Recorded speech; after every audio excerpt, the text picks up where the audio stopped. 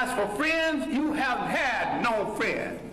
Salute family and welcome back to another video. This is blacktruthunited. One of the main weaknesses that has been exploited by our various assorted enemies is the fact that FBAs, at least in the past, have been looking for friends, trying to build coalitions, black and brown, unity, and people of color, minorities, feminist frosters, and feds. But just as Dr. John Henrik Clarke said on multiple occasions, we have had no friends. And so today we're going to be focused on debunking the old phrase/saying that the enemy of my enemy is my friend. This is something that suspected white supremacists have floated our way in hopes of deceiving us. They know that this philosophy is not only disempowering but also dangerous to our community. So we're going to be breaking it down in depth today. But first I want to establish what a friend is, because people like to throw around phrases nowadays like king, queen, brother, sister, friend, acquaintance. And in the digital age with social media, they've done a good job of drowning out the meaning of a friend or a follower or even a subscriber. They've done their best to blur the lines. So let's first go to the dictionary definition of what a friend is, which I don't agree with for a multitude of reasons, but it's good to read what's at least in the lexicon right now. And here we go. A friend, according to Merriam-Webster, is one who is attached to another by affection or esteem. Acquaintance, one that is not hostile. One that is of the same nation, party, or group. Again, very vague. So let me give you an example to debunk all that. Let's say you're walking with a quote-unquote friend, or at least a friend according to that definition, and you both go to school every single day together. And you're laughing, you're joking. Same old routine, but suddenly a tree falls down, or a heavy limb of a tree falls down and hits you, but not the quote-unquote friend. Now, instead of calling 911, that person instead laughs at you, takes a selfie with you, and makes fun of you on the ground, knocked out. Now, is that a friend? Hey, they were attached to you. There was some affection there, right? They weren't hostile. They were laughing with you, or rather at you. It should be easy to see that this definition is flawed. So now I'm going to give you a more precise definition to a friend, and this is coming from biblical text. So if you don't like that, you can skip, but you may catch some insights if you sit down and listen. Alright, here we go. Proverbs 17:17. A friend loveth at all times, and a brother is born for adversity. No, a friend loves only when you're doing good. If you don't have resources and cars and boats and trucks and whatnot, a friend has no obligation. A friend loveth at all times. Proverbs 18:24. A man that hath friends must shew himself friendly, and there is a friend that sticketh closer than a brother. Now we know that a brother is tried or born in adversity, and that's how you really know who your friends are. A friend is going to be a friend at all times, not just when times are good. Now this next scripture is going to be from the book of Ecclesiasticus, which, if you don't know of, is in the 1611 version of the Bible, before it and a lot of other books, which contain great insights, were stripped from the Bible, from the Catholic Church, etc., etc. And this particular passage in chapter 6 gives a comprehensive take on friends and friendships. Let me read this for you. If thou wouldest get a friend, prove him first, and be not hasty to credit him. Some of our people are too hasty to give credit to people. Sometimes as soon as a person does one thing, people are hasty to just give him or her the proverbial check mark. You literally have people who will have a white person or an Asian person or a Hispanic person do one thing for them one time, sometimes favors of the sexual variety, which is what Elder Neely Fuller talked about, and you have these people confused and backwards for life, defending and upholding some fake friendship that they've imagined in their minds. Ooh, that person said one thing debunking black on black crime. Ooh, he's invited to the barbecue. Ooh, she's laying up with this person. That means that person's down with the program. You literally have this going on right this very instant on social media and so on, not considering that that quote-unquote friend could turn on you or could have bad intentions. It's important to prove him. In other words, to test him or her. Let me continue reading. For some man is a friend for his own occasion, and will not abide in the day of thy trouble. Notice how it always goes back to proving, trying, testing, adversity. That's how you know who your friends are. And there is a friend who, being turned to enmity, meaning being against the person, being an enemy, and strife, will discover thy reproach. In other words, that person will reveal things about you that you don't want revealed, or use what he or she knows about you against you. And they have that insight because they were quote-unquote close to you. Betrayal. Let's continue reading. Again, some friend is a companion at the table and will not continue in the day of thy affliction. Notice a common theme. But in thy prosperity he will be as thyself, and will be bold over thy servants. If thou be brought low, he will be against thee, and will hide himself from thy face. This is what happened with Job, when his quote-unquote friends turned on him, when he was brought low. Let's continue on. Separate thyself from thine enemies, and take heed to thy friends. Some people have adopted the failed philosophy of keeping your friends close and your enemies closer. Almost all the time, that's not the way to go. One day I may tackle that subject, but just know we are to separate ourselves from our enemy, and definitely not set them beside us. Again, most of the time, not talking about the exceptions to the rule. But anyway, it says, separate thyself from thine enemies, and take heed of thy friends. A faithful friend is a strong defense, and he that hath found such, and one, hath found a treasure. Nothing doth contravail a faithful friend, and his excellency is invaluable. It's extremely difficult to replace a good friend, and it's important for us to value those who are sincere and who have proven themselves. Let's continue on.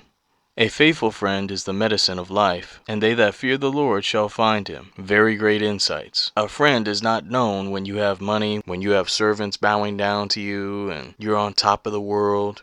That's not when you know who your friends are. You know who your friends are when you're going through difficult times. Now let's tackle the phrase in its entirety. The enemy of my enemy is my friend. Hopefully you can see how this is falling apart already. Now, the first time I heard this phrase, I was reading a book about World War II, and it was discussing Stalin, FDR, and Winston Churchill, who were allies during the war. Stalin was the leader of Russia / the Soviet Union. FDR was the leader of the US, and Winston Churchill was the leader of the UK. These three were aligned during the war, mainly because they all had that common enemy of Hitler, the Nazis, and those Axis powers. But what happened after World War II?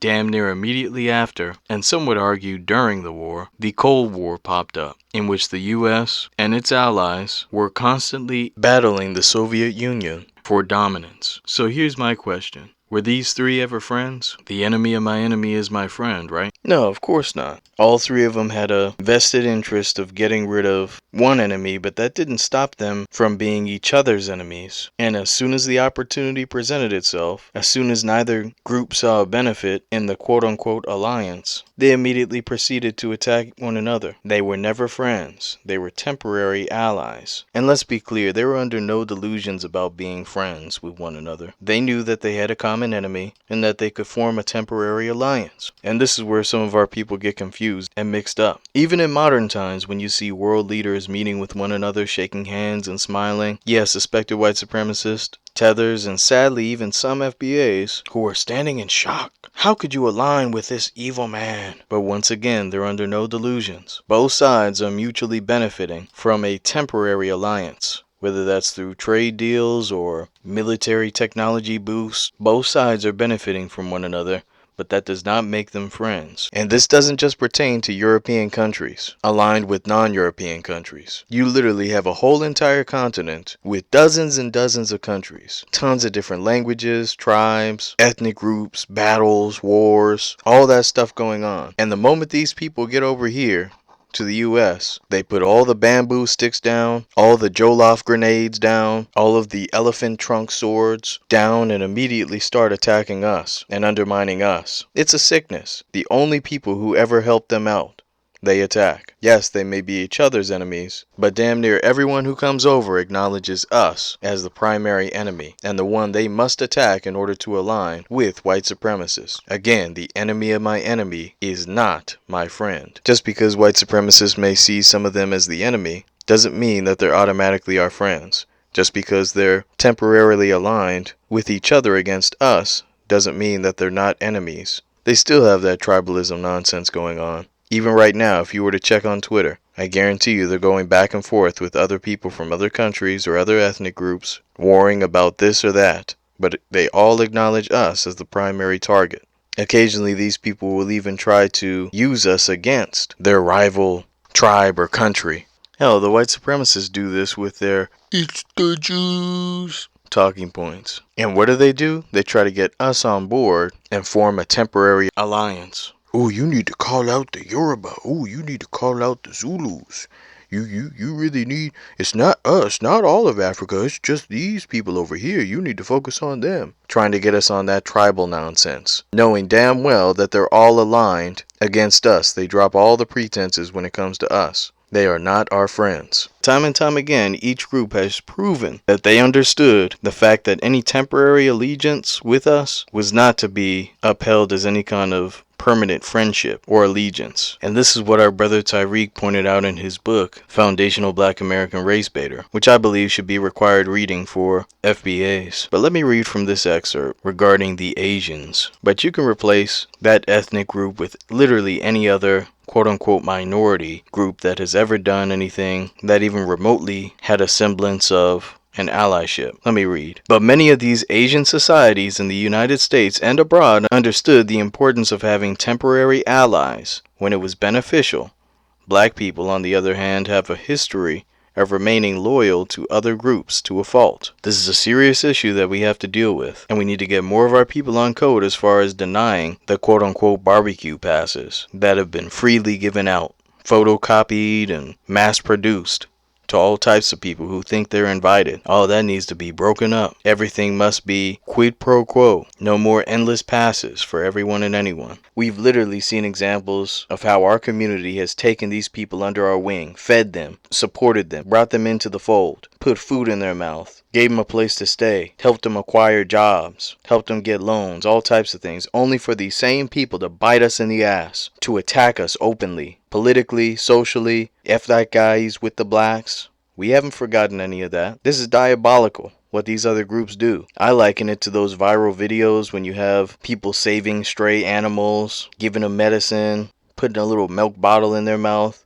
nursing them back to health. Only instead of the animal being nice and being courteous and helpful, that animal turns and starts biting and attacking and, busting windows and eating your vegetable garden. The moment these people get into a position, they're working to oust us from our positions, making room for their people to come on in. This is exactly what we saw in LA. If you want what happened to LA to be replicated, keep thinking that you have some quote-unquote friend and ally with these people. And I'm not saying that it's impossible for them to be an ally on an individual level, but let that person prove himself or herself time and time again. Again, no more of this infinite pass nonsense. And since these other groups really don't have anything that they can point to, especially in recent times, besides the fake George Floyd riot support that they use to divert energy to their own issues and loot stores and do all kinds of nonsense while blaming FBAs, what these groups tend to do is point to some distant thing that someone of their lineage did one time, sometime in 1342, that kind of nonsense. So let's go through a couple examples that I've heard being used in different spaces by scam Africans and others to try to show that they're down with us and that they're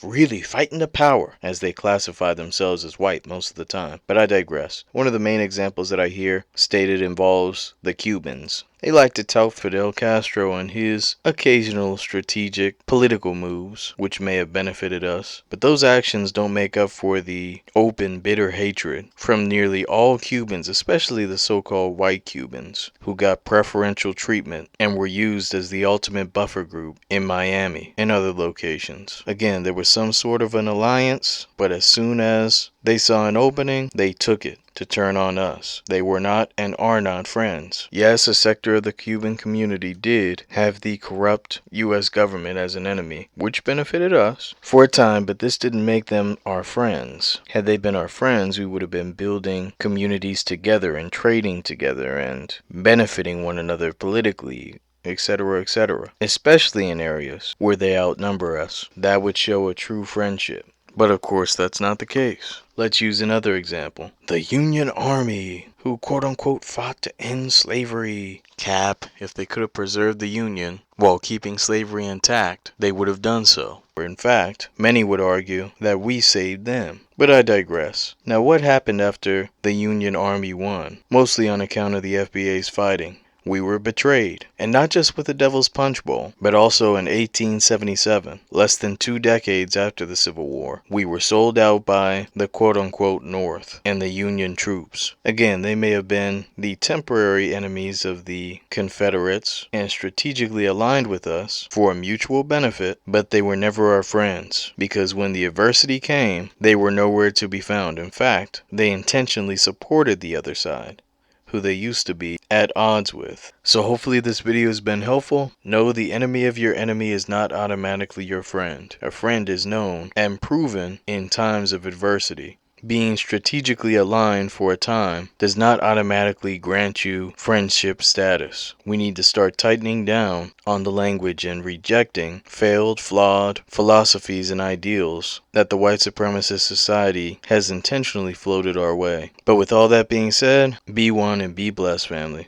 Peace.